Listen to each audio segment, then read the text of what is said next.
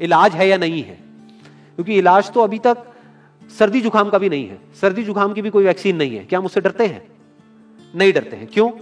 क्योंकि ज्यादा लोग नहीं मरते हैं। तो सबसे पहले डेथ रेट कैलकुलेट करते हैं कि एग्जैक्टली कितना है। कितने टेस्ट हुए? 40 लाख टेस्ट हुए, उसमें से 2 लाख लोगों को हुआ, तो नियर अबाउट एवरेज कितनी आई? 5% की। अगर यही हमने 4 करोड़ टेस्ट करे होते तो कितने डिटेक्ट हो गए होते? अब तक 20 लाख हो जाते। 40 करोड़ करे होते तो कितने हो जाते? 2 करोड़ हो जाते। टोटल अगर कर लिए होते हमने टेस्ट 130 करोड़ का, तो कितना नंबर निकल करके आ जाता? Near about 5 crore. इसका मतलब 5 करोड़ लोगों को या तो आज की डेट में है या हो चुका है। और एक और मजे की बात यह है कि कोरोना में ऐसा नहीं है कि जिसको भी होता है उन सबके सिम्टम्स आते हैं। 80% से ज्यादा जो केसेस होते हैं वो असिम्टोमेटिक होते हैं, उनमें कोई सिम्टम्स नहीं आते हैं। यानी अगर मुझे हो गया है और मैं ठीक भी हो गया हूं तो मुझे पता तक नहीं है। वो तब मुझे पता लगेगा अगर मैं अपने टेस्ट कराऊंगा, जिसको एंटीबॉडी टेस्ट बोलते हैं, और मेरी बॉडी में एंटीबॉडीज मिलेंगी, तब मैं कह सकता हूं कि हाँ मेरे को था और वो ठीक हो गया है। तो अभी अगर हम बेसिक सी कैलकुलेशन करें तो 5 करोड़ निकल करके आ रहा है नंबर। उसमें से डेथ कितनी हुई है? 5,800। तो 5 करोड़ में से 5,800 डेथ हुई है। पहले तो इसको कैलकुलेशन को हमको ठीक करना है। डेथ को अंडर रिपोर्ट करने का कोई तरीका नहीं है, बल्कि ओवर रिपोर्ट किया जा सकता है। ओवर रिपोर्ट कैसे? फॉर एग्जांपल आपकी बॉडी में टेस्ट हुआ, आपकी बॉडी में मिला कोरोना वायरस, लेकिन आपके अंदर पहले ही बहुत सारी प्रॉब्लम्स चली रही थी, तब भी आपकी किसी ना किसी वजह से डेथ होने ही वाली थी। बट क्योंकि ये कोरोना आया आपकी बॉडी में, इस वजह से आपकी डेथ हो गई, तो ये ट्रिगर कर गया। तो ये जो 5800 का नंबर है, ये इससे कम तो हो सकता है, इससे ज्यादा होने के चांसेस बहुत कम है। बट एक बार को हम मान लेते हैं कि इतना ही है नंबर, ना कम है ना ज्यादा है, तो कितनी परसेंटेज निकल करके आई? 5 करोड़ में से अगर 5800 डेथ्स हुई हैं तो क्या परसेंटेज निकल करके आई? Near about 0.01%। ये उससे बहुत कम है जितनी डेथ्स हमारे यहां पे होती हैं रोड एक्सीडेंट की वजह से। हर साल की अगर हम एक कैलकुलेशन देखें तो 1.5 लाख से ज्यादा डेथ हो जाती है इंडिया में रोड एक्सीडेंट्स की वजह से। हर 4 मिनट में एक डेथ होती है रोड एक्सीडेंट की वजह से। और अगर अभी आप देखोगे सड़कों पे एक बहुत ही फनी चीज नजर आ रही है।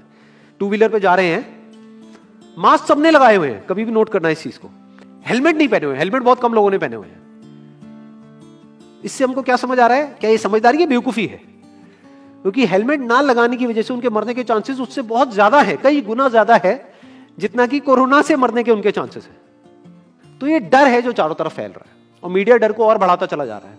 और क्योंकि सही इंफॉर्मेशन किसी के भी पास में नहीं है, या सही कैलकुलेशन किसी के पास में नहीं है, ये जो अभी हम कर रहे हैं इसको मैथमेटिकल मॉडलिंग बोलते हैं। यानी एक डेटा को देख करके एक मॉडलिंग करी जाए और फिर समझा जाए कि एक्चुअल में जो सही डेटा है वो क्या है। ये नहीं कि लिमिटेड डेटा के बेस पे हम कोई भी कंक्लूजन ड्रॉ कर लें और उसके बेस पे डरते रहें। तो अगर इसका डेथ रेट 0.01% है तो हम सब इतना डर क्यों रहे हैं? क्या कुछ और है जिससे हमको डरना चाहिए, जिससे हम नहीं डर रहे हैं, जिसके बारे में कोई बात नहीं कर रहा है, जो इससे लाख गुना ज्यादा भयानक है? मतलब कोरोना से लाख गुना ज्यादा खतरनाक कुछ है जिससे हम नहीं डर रहे हैं और इससे हम डर रहे हैं। वो क्या है जिससे हमको डरना चाहिए?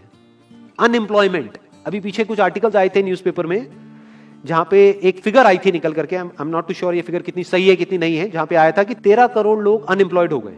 इस फिगर से हमको डरना चाहिए। 13 करोड़ लोग अनएम्प्लॉयड होने का मतलब हम समझते हैं कि इसका मतलब क्या है? इसका मतलब ये, अगर इकोनॉमी पॉइंट ऑफ व्यू से देखोगे, कि ये जो 13 करोड़ लोग हैं ये अपने जो खर्चे हैं वो अब बहुत ही लिमिट में कर देंगे। जिस बंदे की नौकरी चली गई है, क्या वो जाकर के मार्केट में नए कपड़े खरीदेगा? क्या अपने बच्चों के लिए खिलौने खरीदेगा? ट्रैवल एंड टूरिज्म तो भूल ही जाओ। ऐसी और हजारों इंडस्ट्रीज हैं जिनकी धज्जियां उड़ जाएंगी क्योंकि डिमांड कम हो जाएगी ओवरऑल इकोनॉमी के लेवल पे। जब डिमांड कम होगी तो क्या करना पड़ेगा इन ब्रांड्स को, इन कंपनीज को क्या करना पड़ेगा, इन मैन्युफैक्चरर्स को क्या करना पड़ेगा? अपनी सप्लाई को कम करना पड़ेगा।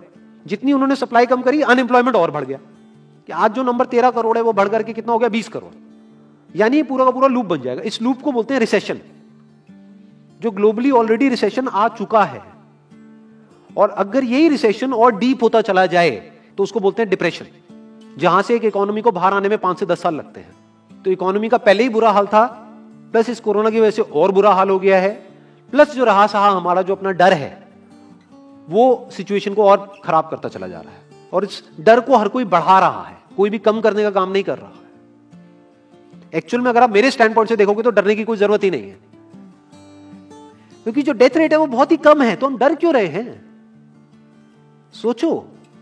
बस इसलिए कि डेथ नहीं होनी चाहिए। अगर यही हमारा ऑब्जेक्टिव है कि डेथ नहीं होनी चाहिए, मतलब हम कहते हैं कि किसी की डेथ नहीं होनी चाहिए, तो फिर तो लॉकडाउन परमानेंट हो जाना चाहिए, सड़कों पे निकलना ही नहीं चाहिए, क्योंकि सीधा सीधा 1.5 लाख डेथ बचेंगी। 1.5 लाख लोग जो हर साल एक्सीडेंट में मरते हैं, उनको हम बचा सकते हैं ना, उनकी लाइफ बच जाएगी। परमानेंट कर दो लॉकडाउन को। कैसा है आइडिया? ये बिल्कुल ऐसा है जैसे मैंने एक आदमी की एक कहानी सुनी थी, उसके घर में एक चूहा घुस गया, तो उस चूहे को उसने पकड़ने की बड़ी कोशिश करी, लेकिन वो चूहे को नहीं पकड़ पाया। तो एंड में उसने क्या किया, घर पे आग लगा दी, अपने घर में आग लगा दी। उसके बाद भी चूहा तो बच करके निकल गया, घर चला गया, घर जल गया। यही हालत है इसकी, कोरोना की। इस डर को हमको खत्म करना पड़ेगा, तब जाकर के इस प्रॉब्लम का एक्चुअल में सॉल्यूशन निकलेगा, जो रियल प्रॉब्लम है। और रियल प्रॉब्लम कोरोना नहीं है। रियल प्रॉब्लम क्या है? हमारी जो इकोनॉमी है। रियल प्रॉब्लम क्या है? अनएम्प्लॉयमेंट। तो इस वीडियो के थ्रू मैं अपनी एक हम्बल रिकमेंडेशन देना चाहूंगा गवर्नमेंट ऑफ इंडिया को, या जो भी लोग एक पर्टिकुलर पोजीशन पे हैं उन लोगों को, कि हमको टेस्ट करने कम करने हैं, टेस्ट बढ़ाने नहीं है। अभी हम गलती क्या कर रहे हैं? टेस्ट बढ़ाते चले जा रहे हैं, जिसकी वजह से केसेस बढ़ते चले जा रहे हैं, जिसकी वजह से डर बढ़ता चला जा रहा है। गवर्नमेंट क्या एक क्राइटेरिया नहीं बना सकती कि जो क्रिटिकल केसेस है बस उन्हीं का टेस्ट करो, क्योंकि उन्हीं को हॉस्पिटल में एडमिट करने की जरूरत है, तो उन्हीं का टेस्ट होना चाहिए ना। जो वैसे ही ठीक हो रहे हैं, अपने आप ही ठीक हो रहे हैं, जिनको माइनर सिम्टम्स हैं और वो खुद ही ठीक हो रहे हैं, उनका टेस्ट करने की क्या जरूरत है? उससे तो पैनिक और बढ़ेगा। और अगर टेस्ट कर भी दिया तो हम करने क्या वाले हैं? उनको क्या हॉस्पिटल में एडमिट करने वाले हैं? नहीं, घर पे क्वारंटाइन करने वाले हैं। अभी जो क्वारंटाइन वाला फंडा है, ये भी जब बेस छोटा होता है तब तो काम करता है, जब करोड़ों में हो जाता है तब काम नहीं करता है। मैं अगर एग्जांपल से समझाने की कोशिश करूं, जो मेरी थॉट प्रोसेस है उसको इमेजिन करो। एक ऐसी सिचुएशन है कि हमें घर में है और चारों तरफ से बाढ़ आई हुई है, और ये जो घर है हमारा वो ऐसा है, इसको इमेजिन करो, जहां पे हजारों दरवाजे हैं। तो हम क्या करें, इसमें से एक दरवाजे को पकड़ लें और उसी को पक्का करते चले जाएं। ये है क्वारंटीन, और बाकी के हजारों खुले पड़े हैं। एक को हम पक्का करते चले जा रहे हैं, क्योंकि यहां से पानी अंदर नहीं आना चाहिए। इंडिया की पॉपुलेशन क्या है? 130 करोड़। टेस्ट कितने हुए हैं अभी तक? 40 लाख। डेली के कितने हो रहे हैं? 1 लाख। महीने के कितने हुए? 30 लाख। साल के कितने हुए? 3 करोड़ 60 लाख। तो यानी कि अगर हमको सबका टेस्ट करना है तो कितने साल लगेंगे? 36 साल। तो जब हमको दिख रहा है साफ साफ कि हम सबका टेस्ट कर ही नहीं सकते, तो हम टेस्ट क्यों बढ़ाते चले जा रहे हैं? या तो सबका टेस्ट करो और सब में से सबको देख करके सबको क्वारंटाइन कर दो। ये बिल्कुल ऐसा हुआ कि वो जो घर है जिसकी मैंने अभी बात करी, या तो उसको हर तरफ से सिक्योर करो कि अगर उसके 1000 दरवाजे हैं तो एक को बंद मत करो, सारे बंद कर दो। तब आप कह सकते हो कि यहां पानी अंदर नहीं आएगा, कि हमने 130 करोड़ लोगों का टेस्ट कर लिया है, उसमें से केसेस निकल गए हैं 6 करोड़, और 6 करोड़ को हमने क्वारंटीन कर दिया है। अब ये आगे नहीं फैलेगा, अब 6 करोड़ से 10 करोड़ पे नहीं जाएगा। बट हमने टेस्ट ही करे 40 लाख, जिसमें से केसेस आए 2 लाख। अगर इन 2 लाख को हमने क्वारंटीन कर भी दिया तो बाकी करोड़ों लोग तो बाहर घूम रहे हैं ना, तो उससे होगा क्या? तो अब हमको समझ जाना चाहिए कि इसको रोकने का कोई तरीका नहीं है। तो अब इसका प्रैक्टिकल सॉल्यूशन क्या है? गवर्नमेंट की तरफ से हमको सिर्फ ये इंफॉर्मेशन चाहिए कि भैया अभी कितने बेड्स ऑक्यूपाइड हैं आपके स्टेट में, और अभी कितने और आपने अरेंजमेंट कर रखा है, और कितने और कर सकते हो। अब वो बेड चाहे किसी हॉस्पिटल में हो, चाहे किसी होटल में हो। और प्लस ये इंफॉर्मेशन क्यों नहीं जा रही लोगों के पास में कि इतना डरने की जरूरत नहीं है जितना आप डर रहे हो। हाँ ठीक है, प्रिकॉशंस लो, सेफ्टी मेजर्स लो, सोशल डिस्टेंसिंग को मेंटेन करो, लेकिन इतना डरने की जरूरत नहीं है जितना आप लोग डर गए हो, क्योंकि डेथ रेट कम है। ये इंफॉर्मेशन जानी चाहिए अब लोगों के पास में, वक्त आ चुका है। अगर ये नहीं गई तो प्रॉब्लम सॉल्व नहीं होने वाली इकोनॉमी के लेवल पे। कॉन्फिडेंस खत्म हो चुका है, रियलिटी को हमको पहले समझना होगा। अभी प्रॉब्लम क्या हो रही है? हम कह रहे हैं कि हाँ कंस्ट्रक्शन एक्टिविटीज अलाउड है। गवर्नमेंट को क्या लग रहा है? अलाउड बोल करके सारी प्रॉब्लम सॉल्व हो जाएगी। अलाउड तो हो गई, बट मेरे जो फ्रेंड्स हैं जो कंस्ट्रक्शन इंडस्ट्री में हैं, वो बता रहे हैं कि लेबर ही नहीं है, लेबर सारी अपने गांव चली गई है। तो अब कौन कंस्ट्रक्शन करेगा वहां पे? अब ये लेबर चली तो गई है, इसको वापस कैसे बुलाओगे? मीडिया में अगर रोज ये दिखेगा कि केसेस बढ़ रहे हैं, केसेस बढ़ रहे हैं, केसेस बढ़ रहे हैं, वापस आएंगे वो लोग? 1 से लाख नहीं आएंगे। तो उनको मीडिया में क्या दिखना चाहिए, न्यूज में क्या दिखना चाहिए? कि अब ये प्रॉब्लम सॉल्व हो रही है।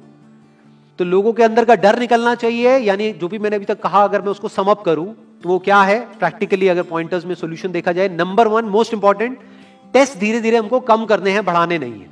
दिन के 1 लाख टेस्ट हो रहे हैं, मैं ये नहीं कह रहा कि एकदम से 10,000 कर दो, 1 लाख के 90,000 कर दो, एटलीस्ट बढ़ाओ मत। समझ गए? 1 लाख के 1.5 लाख टेस्ट मत करो दिन के, 2 लाख मत करो, क्योंकि तब भी 36 साल लगेंगे पूरा करने में। अगर आपने स्पीड डबल भी कर दी तब भी 18 साल लगेंगे, 18 साल तक तो पता नहीं ये बीमारी कहां होगी, किसी को याद तक नहीं होगा। तो करना क्या है गवर्नमेंट को, अगर थोड़ा सा सेंसिबली चले कि टेस्ट को धीरे धीरे कम करते चले जाओ, यानी 1 लाख से 90,000 कर दो, फिर कुछ दिन बाद 80,000 कर दो, फिर 70,000 कर दो। इसकी वजह से क्या होगा, मीडिया में केसेस कम होते हुए दिखेंगे, अखबारों में केसेस कम होते हुए दिखेंगे, हर जगह पे जहां पे अभी आ रहा है कि अभी तक की सबसे बड़ी फिगर, आज तक के सबसे ज्यादा केसेस, वो सब धीरे धीरे कम हो जाएंगे। कम मीडिया में पैनिक फैलेगा, कम पैनिक फैलेगा लोगों में, धीरे धीरे लोग बाहर निकलना शुरू होंगे, जो अभी नीड ऑफ द आवर है। धीरे धीरे लोग बाहर निकलेंगे, धीरे धीरे डिमांड बढ़ेगी, धीरे धीरे लोगों में कॉन्फिडेंस आएगा, धीरे धीरे लोग जो गांव चले गए हैं वो वापस आएंगे। एक्चुअल में काम शुरू होगा, ऑन पेपर नहीं कि काम शुरू हो गया है, एक्चुअल में लोगों का काम शुरू होगा, लोगों का काम शुरू होगा, इकोनॉमी शुरू होगी। बिल्कुल ऐसा है जैसे 2 महीने के लिए आप किसी गाड़ी को बंद करके कहीं पे रख दोगे राज में, तो क्या होगा, बैटरी डाउन हो जाएगी, उस वक्त क्या करना पड़ेगा, उसको धक्का मारना पड़ेगा। तो अभी उस धक्के की जरूरत है, जंप स्टार्ट की जरूरत है। अब जो टाइम है वो डरने का नहीं है, इस डर को खत्म करने का है, क्योंकि कोरोना ने जितने लोगों को नहीं मारा, ये डर मारने वाला है असलियत में। तो अब इस डर को खत्म करने का टाइम आ गया है। अब हम सबको मिलकर के दिमाग ये लगाना है, ये नहीं कि डर को कैसे बढ़ाएं, बल्कि दिमाग ये लगाना है कि डर को कैसे कम करें या खत्म करें, और लोगों के कॉन्फिडेंस को कैसे वापस से लेकर के आए।